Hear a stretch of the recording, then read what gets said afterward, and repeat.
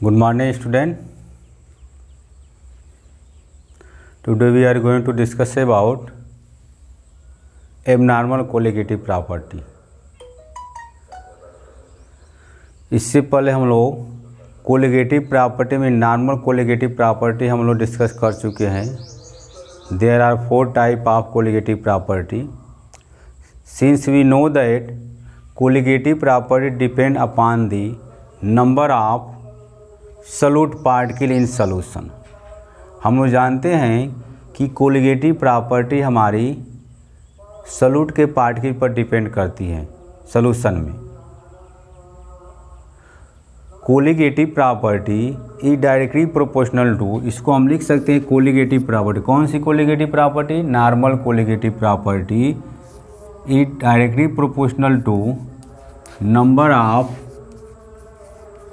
Particle. Number of particle, कौन सा particle? Solute के particle. Number of solute particle. Number of solute particle. और ये भी हम लोग जानते हैं कि colligative property is inversely proportional to molar mass of solute. Molar mass of solute.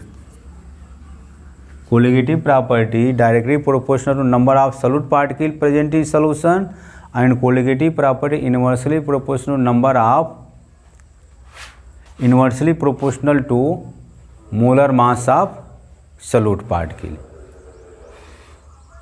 In case of total number of particles of the solute change in solution, the colligative property depend upon the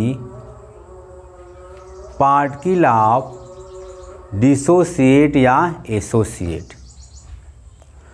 अगर यहाँ पर देखिए कि मान ली अभी तक जो 4 colligative property हम लोग पढ़े हैं, पहला पढ़े थे हम लोग delta P upon P naught is equal to X B. Second पढ़े थे delta T B is equal to K B molarity. Third पढ़ा गया था delta T F is equal to K F molarity. और fourth pi is equal to C R T. तो ये सब जो हम लोग 4 कोलिगेटिव प्रॉपर्टी डिस्कस किए थे, ये हमारा सॉल्यूट के पार्टिकल के लिए, सॉल्यूट के लिए डिस्कस किए. सॉल्यूट का इसका मोलर मास निकालते थे, ऑब्जर्व मोलर मास कैलकुलेट करते थे. और वो भी कौन सा सॉल्यूट? जो डिसोसिएट नहीं हो रहा था या एसोसिएट नहीं हो रहा था, उस पार्टिकल लाइक ग्लूकोज के लिए, ठीक, बेंजीन के लिए, यूरिया के लिए. ये तो घुलेगा, तो पानी में घुलेगा लेकिन आयनों में टूटेगा नहीं. तो उसके लिए हम लोग ये 4 कोलिगेटिव प्रॉपर्टी पढ़े थे. लेकिन इसी में अगर हम कोई सब्सटेंस दे दिया, कोई सॉल्यूट दे दिया कि वो वाटर मॉलिक्यूल में तो सॉल्युबल है, और सॉल्युबल होने के साथ साथ वो क्या कर रहा है? आयनों में भी टूट रहा है. या कोई सॉल्यूट पार्टिकल है, वो क्या करेगा कि छोटे छोटे सॉल्यूट पार्टिकल कंबाइन करके एक बड़ा सॉल्यूट पार्टिकल बना रहा है, मतलब एसोसिएट हो रहा है.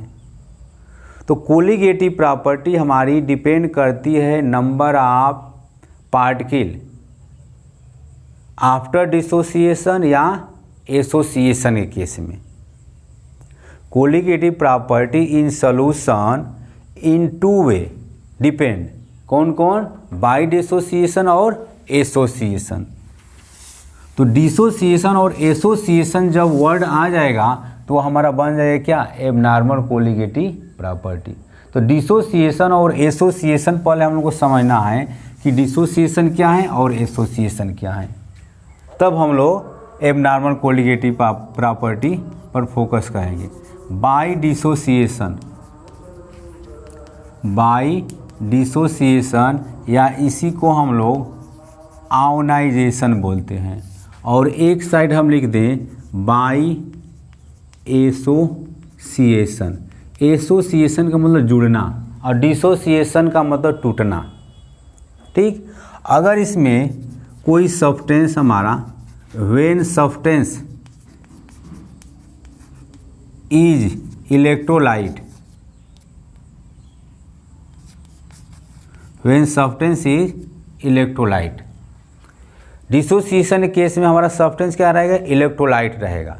When substance is electrolyte then substance SUB dot when substance undergoes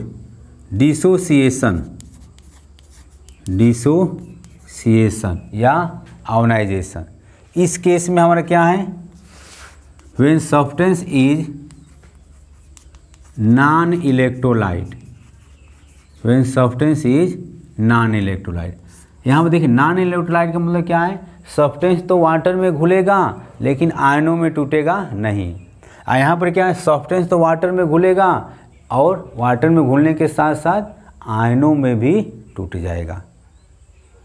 ठीक, तो एसोसिएशन में हमारा सब्सटेंस क्या है, नॉन इलेक्ट्रोलाइट है। एसोसिएशन में क्या है, सब्सटेंस हमारा इलेक्ट्रोलाइट है। तो इसका क्या होगा, डिसोसिएशन होगा या आयोनाइजेशन होगा। इसका हमारा एसोसिएशन में हमारा जो सब्सटेंस है या सॉल्यूट है वो आयनों में टूटता नहीं है। ठीक, उसके बाद बाई डिसोसिएशन या in association case CP directly proportional to number of particle, ठीक, ये तो हम जानते हैं कि कोलिगेटिव प्रॉपर्टी हमारा डिपेंड करते हैं नंबर ऑफ पार्टिकल पे। तो यहाँ पर इस डिसोसिएशन केस में पार्टिकल की संख्या हमारी क्या होगी, अधिक हो जाएगा, पार्टिकल की संख्या इसमें बढ़ेगा।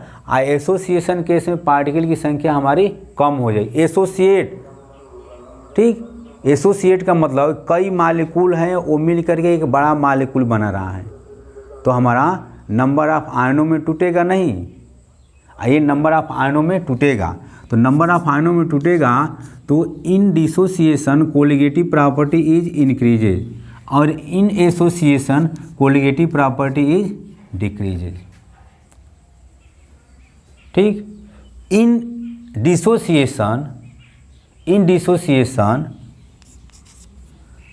नॉर्मल मोलर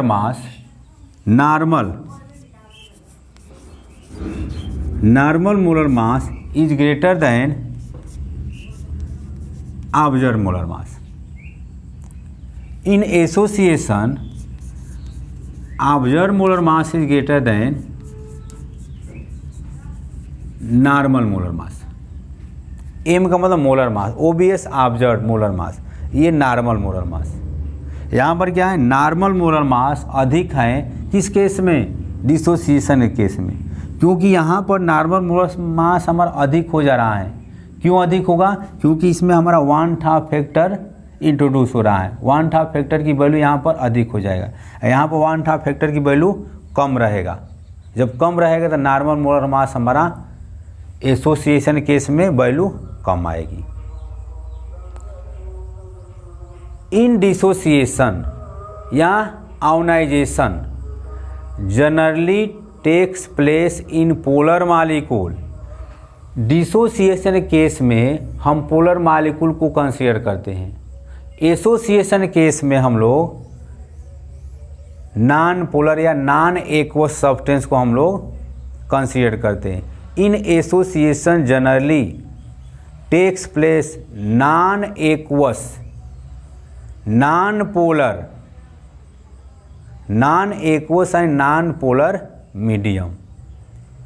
जैसे acetic acid dissolve in benzene. यहाँ पर अगर हम यहाँ पर ले लें CH3COOH को हम डिजॉल्व करेंगे किस में, बेंजीन में, तो एसिटिक एसिड हमारा क्या होगा, एसोसिएट हो जाएगा।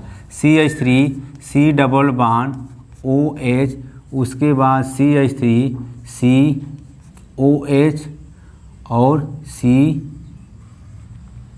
CH3COH और डबल बॉन्ड OH। ठीक, तो ये हमारा देखिए ये क्या है, एसिटिक एसिड है, बेंजीन है, non aqueous and non polar medium है, नॉन एक्वस और नॉन पोलर मीडियम है। जब एसिटिक एसिड को हम बेंजीन में ऐड कर रहे हैं तो ये एसोसिएट हो गया। उसी तरह से अगर यहाँ पर इस केस में हम लें पोलर सॉल्वेंट लें तो polar solvent polar compound polar solvent में ही डिजॉल्व होता है। जैसे हम यहाँ पर NaCl ले लें, NaCl in the presence of water तो क्या बनाएगा, NaCl बनाएगा। और क्या होगा, ये डिसोसिएट होगा Na+ और Cl- में। तो यहाँ पर देखिए आयनों की संख्या कितना है, 2 है। यहाँ पर आयनों की संख्या क्या है, एक ही तो दिखाई दे रहा है, आयनों में टूटा ही नहीं है। जब आयनों में टूटा नहीं तो आप जानते हैं कि Cp डायरेक्टली प्रोपोर्शनल टू क्या है, number of particle of ion. तो जिसमें आयन अधिक होगा Cp क्या होगी, अधिक हो जाएगा। और जिसमें आयन कम होगा Cp की वैल्यू कम हो जाती है। ठीक उसका Cp कोलिगेटिव प्रॉपर्टी आप जानते हैं, Cp inversely proportional to molar mass. तो in case of dissociation normal molar mass is greater than observe molar mass. In case of association observe molar mass is greater than normal molar mass. तो ये association और dissociation का case है। अब उसके बाद one Hoff factor I। 1886 में one थाप ने एक इंट्रोड्यूस किया था फैक्टर I। उसी I से हम लोग कंसीडर करते हैं कि पार्टिकल का बिहेवियर हमारा एबनॉर्मल कैसे हैं। वन था फैक्टर I जब हम पढ़ेंगे, I को अगर हम colligative property normal colligative property में अगर हम मल्टीप्लाई कर देंगे तो हमको एबनॉर्मल कोलिगेटिव प्रॉपर्टी मिल जाती है। तो in 1886 van't Hoff factor introduced I। Van't Hoff factor I is consider abnormal behaviour या एबनॉर्मल कोलिगेटिव प्रॉपर्टी। तो therefore van't Hoff factor I van't Hoff factor I is equal to abnormal Cp upon normal Cp। Abnormal Cp upon normal Cp। I is inversely proportional